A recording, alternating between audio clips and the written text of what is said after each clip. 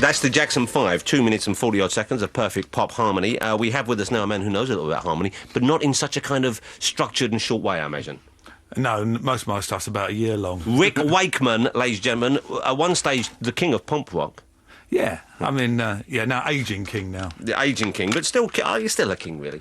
Oh, we still enjoy ourselves. Yeah, we still go out and I still dress up in silly clothes and go into the this is what I admire about Rick. He's never, you did the glam rock type thing, and you're not someone now who said, no, that's horrible. That was you sort of enjoy it still, I believe. It's great. It's like putting a uniform on. I love it. So it's good fun. We've just been out with on the OES tour, and I dress up in all the sparkly stuff. That's what you want to see. That's what people want to see. You don't see Jethro Tull. You want to see him standing on one foot playing the flute. Exactly. I mean, amazingly enough, when we did the South American tours, they stipulate in the contract capes must be worn. Fantastic, fantastic. Is that for the audience? Yeah, that's for the audience. But where do you get your capes? They're made for me by various different people. I had some made in America, some made over here. A lot of them got flogged off over the years for auction. To be honest, I stopped wearing them in the 80s.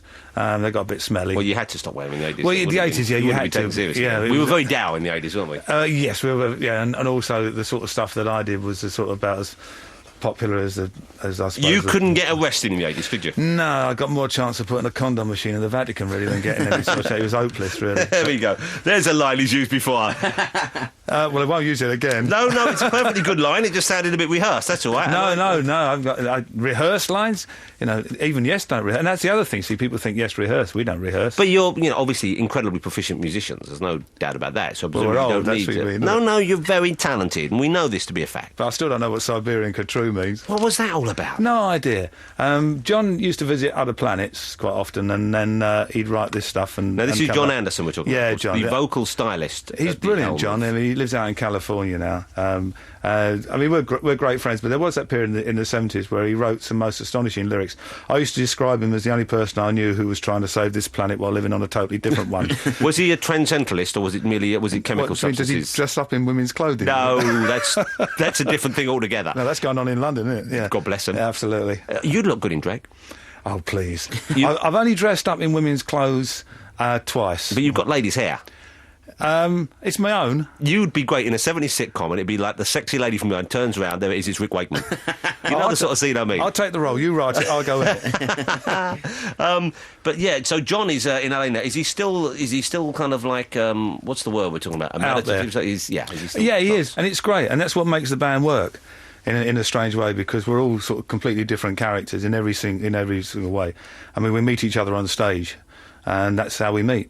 And it works really, really well. And because we understand that we're all completely different in every way. But John's lyrics, I mean, the Yes fans absolutely love them, and they bring their own meanings into it a lot of the time, which is quite interesting. I don't know what some of it means. Does John know what it means? Sometimes and sometimes not. But I actually heard him once. Some guy came up to him and said, "Oh, we were listening to there's a track called Going for the One," and the guy said, "Oh, I listened to Going for the One." He said, "And I got into the transcendental movement of the asteroids as they were going round the peaceful unity of the galaxies of the world, because that's what you were after, wasn't it, Johnny?" He went, "Yes," because he speaks like that. And I said, "Is that what it means, Johnny?" He said, "No." He said, "Going for the One." He said, "I wrote it after watching a horse race on the telly."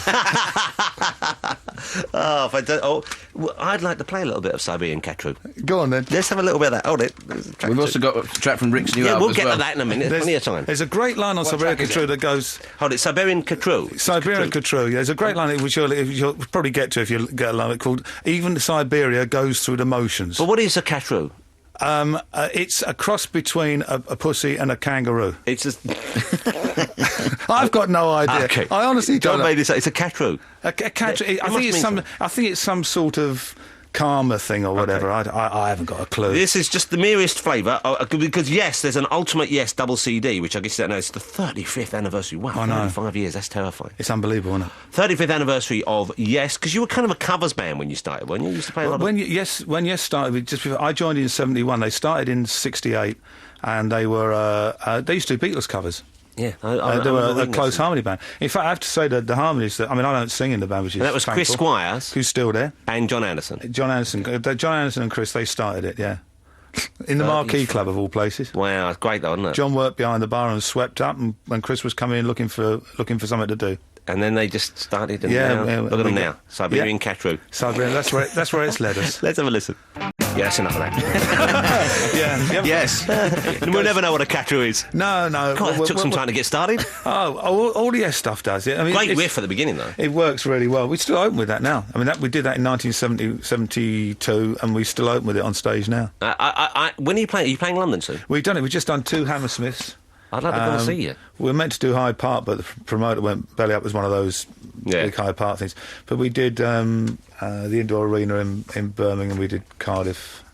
We did Nottingham. And then normally I only like going to see bands in small venues if I can, but I would imagine the sort of music you're playing there and the sort of sound, it probably does work better in a bigger venue. It does. I mean, the London shows were all like sort of, well, Hammersmith Stadium, I don't know, it holds about 3,000-4,000 or whatever, were probably the smallest shows we played in Europe, because it's mainly arena stuff that the band does still now.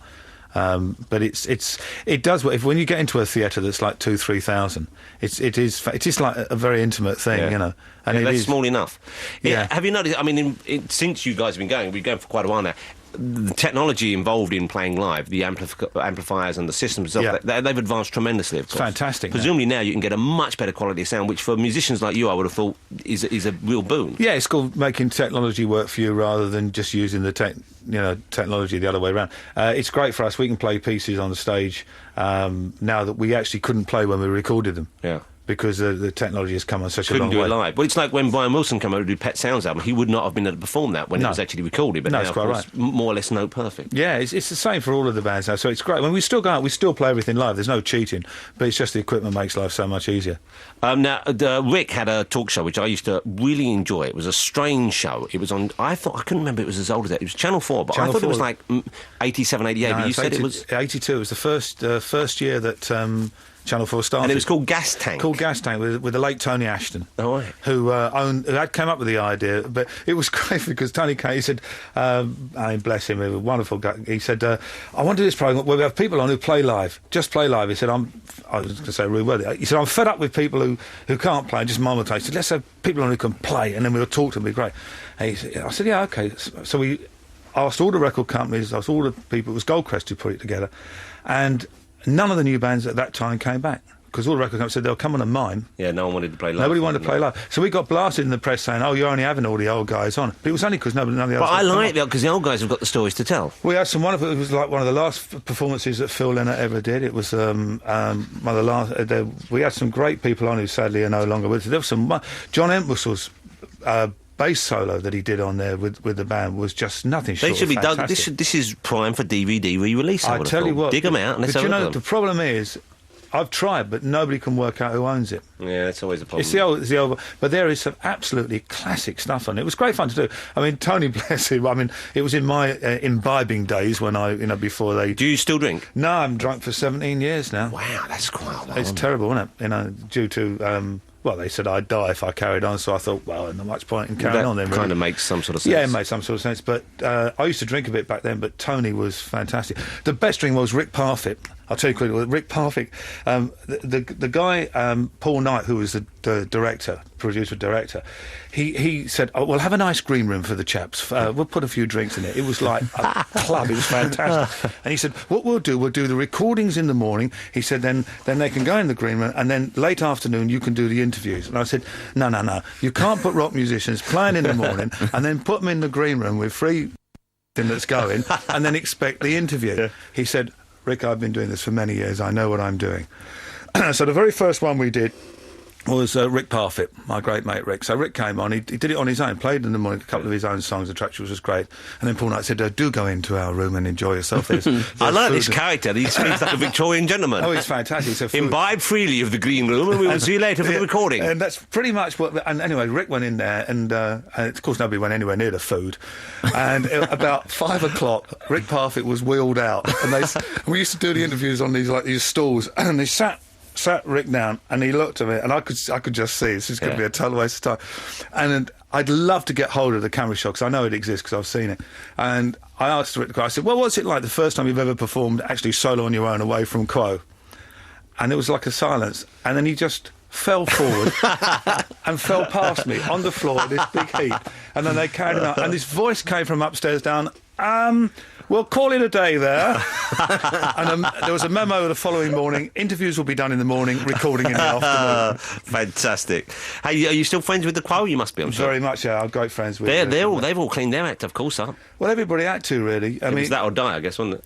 Well, amazing. I know it sounds horrible, but it's not far off the truth, really. I did a corporate event which Status Quo played at a while ago, and I popped in just to say very briefly hello to Mr. Rossi and Mr. Parfit, and I put my head around the door, and there was Francis on an exercise bike wearing a vest, working out for the show. That's not to be seen. You don't want to dwell on images like that. I almost went blind. Well, it's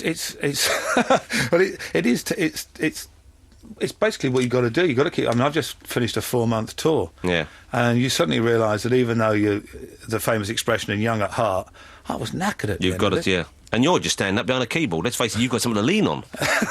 Most of them are running around. Like Jagger, 60 today. Unbelievable. How old are you now, Rick? I'm 54. Oh, he's 60. Can you actually? And he's done. I mean, although I think he's a bit of an idiot, he's looked after himself. He has. He's really looked after himself well. He's got money for it. But everybody. I mean, Ozzy's had some fun over the years. He's one of my dearest. I think friends. that's a masterful understatement. And and he's had some fun over the years. I mean, I've had some... Your Honour, we submit for your consideration the case of Mr. Osborne O, who the jury believe has had some fun over the years. Well, I've had some fun with him, and wishes to be taken into consideration several other cases of having fun.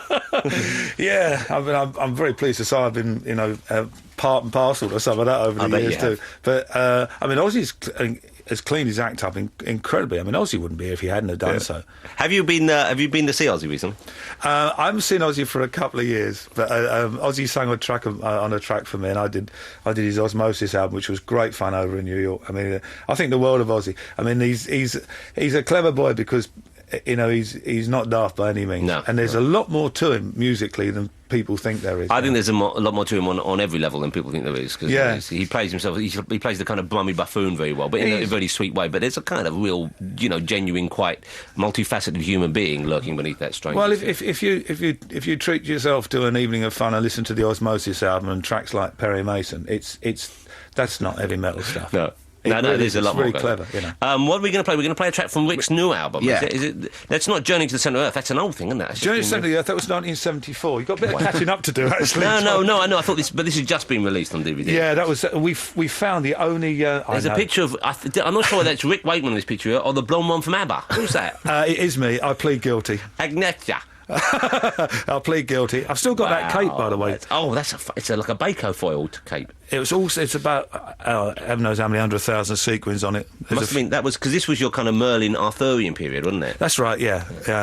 Which is good fun, you know. I mean, why not? I still enjoy it. Why not? Indeed. It's a shame. I mean, John Peel called us all pretentious the other day, but it's not. It's what we are. Yeah. I think it's pretentious if when you actually pretend to be something you're not. I mean, at least we own up what we are. Yeah. The thing is, I always thought this was kind of like you wanted to write about what you enjoyed and what intrigued you. Love it. It was never done with a level of intellectual pretension, I don't believe.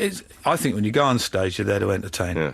Obviously you want people to enjoy the music, but you're there to entertain. Let's listen to before. I must talk to you about Hunky Dory and working with Barry. Oh yeah, because you also you played on Space Oddity as well. I did, yeah. Wow, that's real rock and roll history there as well. Let's play a track from Rick's new album. Then this is the new album called Out There. What track would you recommend? I think you can we did some radio cuts because all my pieces are 19 and a half hours long. This is, I think, a Universe of Sound, wasn't it? Yeah. What was that called again? Universe of Sound. So this is all about space exploration, and that's it. Yeah, looking for the origins of music in space. It's out there somewhere. It certainly is. David Bowie. Okay, Space Oddity. It's a sort of similar in a way. It's a space related. Yeah, I mean, I did that in 69. Yeah. I mean, little known. Do you know that was the first stereo single? No, I didn't know. Yeah, I was in. I remember because I admired David so much. We were in the studio. So you'd heard him play before, then, presumably? Yeah, you'd seen him at folk festivals, or he'd come. I used to have a little folk club in Acton called Booze Droop, and he used to come. Brewers Droop. I like that sound. This is fantastic. And he came and played there for me a couple of times. And what was his set like back then? Well, he was still doing stuff like Wild Eyed Boy from Free Crowd. But more like just acoustic? It was acoustic. He used to write. He was fantastic. And I always admired him because he stuck by his guns, and I remember him sitting and arguing with the guy from Philips that he wanted it as a stereo single, and the guy said, "Don't be stupid, nobody has stereo singles." And he said, "You're not having this unless it is." And so everyone had mono singles but stereo albums? The stereo albums are just, because all the jukeboxes were Mono. Of course, yeah. But he stuck by his guns. And if you can get the original Philips recording, because it came out 3 times that year, because Philips dropped it, and then there was the disaster in America, so America dropped it, and it was the 3rd time of asking that it was a hit. Wow, that's something. He's still the best person I've ever worked with in the studio. I learnt more about working in the studio from David than anybody else. Well, that's incredible.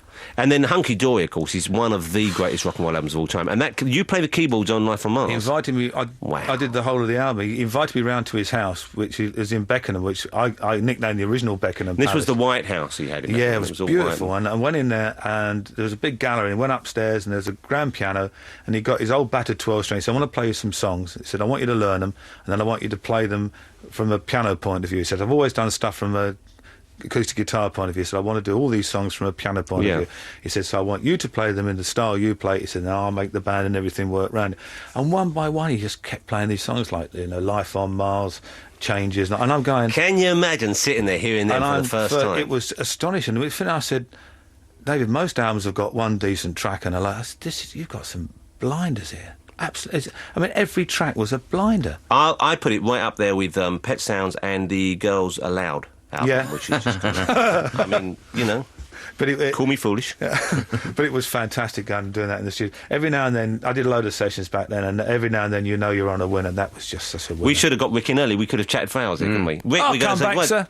Please do come back. Please come back. I'd love to. And I'll even play some more music by you if you insist. And I'll try and find out what Siberian Khatru really Please means. do. Rick, it's been lovely spending some time Probably with you. a transvestite nun from Afghanistan. Who's shacked up with John as we speak. Absolutely. 88 to 91 FM, this is Radio 2 for the BBC.